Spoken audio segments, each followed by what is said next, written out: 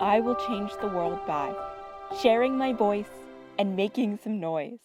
Reflecting on everyone is equal, but equality is not given to everyone. We all live and strive in one place, yet there are many trials we face. On the graph, we can see the money path, and you don't even have to do the math of how it's all distributed to the top. What about the bottom? Or are we forgotten?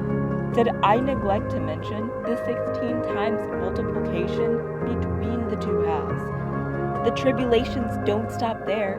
What about this harmful air towards our beautiful people? Women, men, and non-binary alike are unequal through pay, treatment, and respect. This is not something we should deflect.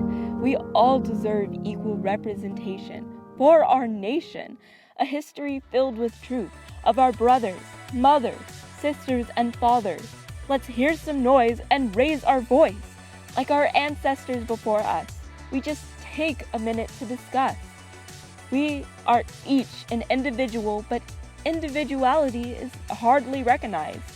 Sometimes I just want to step outside the box that has shaped us for centuries. I know that generations have the keys to break from the chains of ancient reality. Welcome a new fantasy made real by us. Just trust. We could. We would. We should.